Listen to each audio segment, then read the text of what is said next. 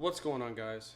I'm Nathan and welcome back to my channel. If you're new here, I do fishing technique videos, DIY projects, kayak mods, gear and bait reviews. So if you're into that kind of thing, hit the thumbs up, subscribe, and leave a comment down below a video that you would like me to make. Today, I'm going to give you my top 4 baits for fishing beds. Stick around.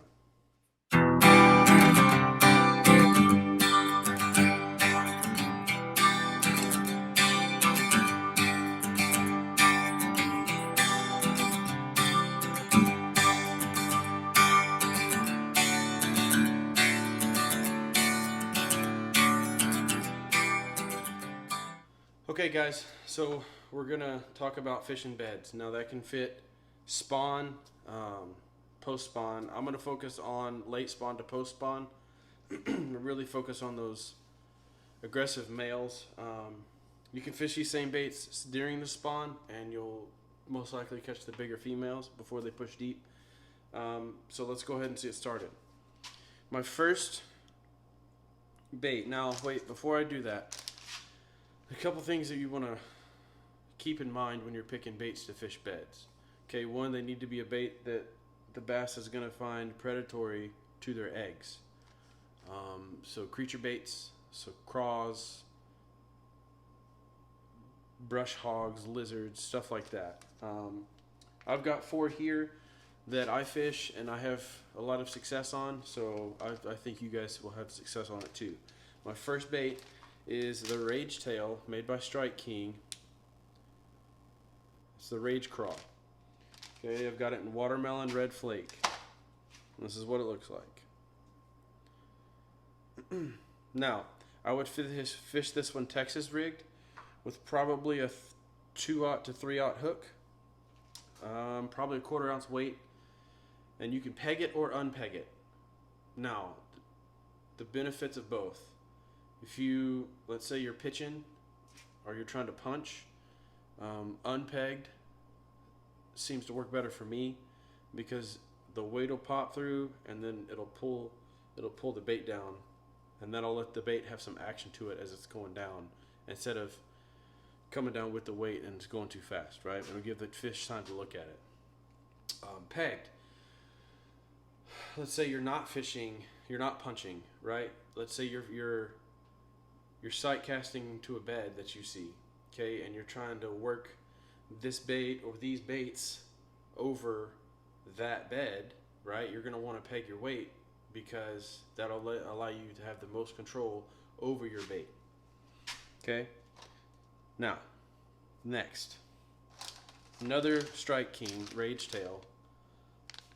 It's the Structure Bug. I think I've got it in green pumpkin. Yep, green pumpkin. Here it is. Now, the things with these is they have these little tags on all these appendages. Now, it's great because that allows you to really customize the action that you get from this bait, or you can get several of these baits and undo a different combination of appendages and fish the same bed multiple times, right? And give that fish different looks. So that it thinks it has multiple predators, which will make it more aggressive and more likely to strike, right? Okay, so has 6 total appendages. All right, you've got 2 here on the side, you've got 2 big ones, and then these 2 little antenna looking things also separate and move. So that's a total of 6 that you could have moving. These also come in different colors, so experiment with the different colors, the different lakes, you know, trying to match the foliage or whatnot. That's what's good about fishing. You can experiment. The next, I haven't fished these on a bed, but it's because I really haven't fished it yet. But it's the Googan Bandido Bug. The reason I chose this bait is because of the appendages, right? More appendages means more movement, means more action, which means it's going to make the bass more aggressive. So just a little common sense there.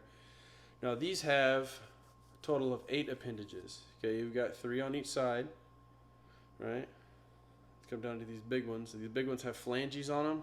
I don't know if you guys can see that. There you go. and that allows that to catch more water as it's coming down and gives it more action. These also have antennas that can separate and move, so that's 8 total. Now, my next bait that I'm going to talk about is near and dear to my heart. It is one of my favorite ways to fish, and that is the jig. Okay, this is a pro style jig. It has a hard box rattle on it. But you see, I've got it paired with a creature bait. So what that'll do is that'll sit in the water, right? And that skirt will puff out, and then these appendages will just oscillate back and forth. And then I can pop it, and it'll come up and land. It'll puff out and then oscillate again, right? On top of that noise. The next jig, I have 3 different types of jigs I'm going to talk about. It is an Archie style, okay? Now, these are the kind that I throw and drag mostly. One, because it has a flat bottom, so that allows that jig to sit nice and pretty in the water. And this crawfish, right, will sit up and just move and, man, slam it. So I had a subscriber ask me about trailers and skirts, whether or not I match colors. It really all depends. So like this one, it kind of matches. There's a little red flake and black flake in this skirt here, so it kind of matches, but it doesn't really. This doesn't match at all. Okay, I'm not really concerned with trailer color, because usually you're just worried about the action you're getting from the trailer. I did match this next one up, but this is the football style. Okay.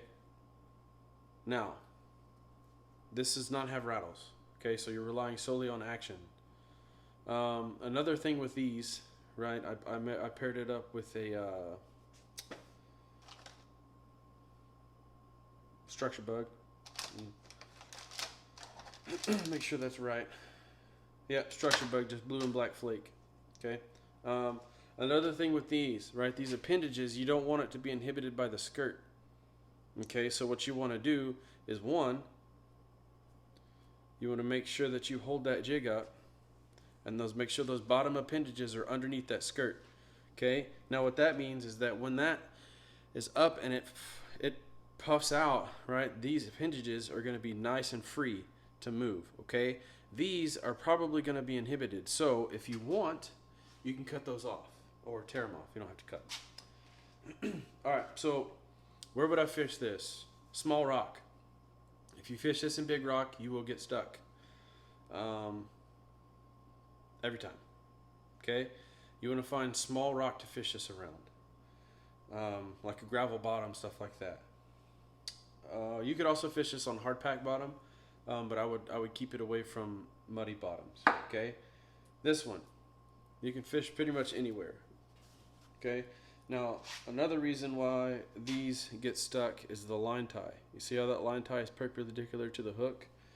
Same on this pro style jig. The line tie is perpendicular to the hook. So I would not fish this around structure. This Archie head, I would fish around structure. The line tie is in line with the hook. Okay? Now that prevents a lot. You might not think it does, but when it comes to overall performance of the jig, if you fish in the right areas, they perform well, right? But you can't fish a football in a brush pile, right? Because all that brush is going to get caught around that football jig, and it's going to ruin the presentation of your bait, okay? These are my go-to jigs, though. My favorite style jigs are Archie head jigs because you can fish them literally anywhere. It's kind of like a do-all jig. Now, these have tube rattles, or the barrel rattle. I think they're actually called barrel rattles. It's got 2 of them on there. See, and that's really it, guys. So real quick, let's go back to these 3 soft plastics here. Okay, now I would Texas rig all of them. Okay, if I'm not jigging, I'm usually Texas rigging. You could also Carolina rig. It all depends on what you're trying to accomplish with your presentation. Okay. Later on, if you guys want, I can get deeper, delve deeper into what I go for presentations and how I present baits and stuff like that. Just let me know in the comments so we can get that done. Really, that's all I got for you guys. I've got a series coming out on the Carolina rig, so if you want to hear it, you want to see that, go ahead and hit that thumbs up, leave a comment, let me know what you want to know about the Carolina rig. That's really all I got today, guys. So as I always say, let's make the world a better place, and you guys have a great day.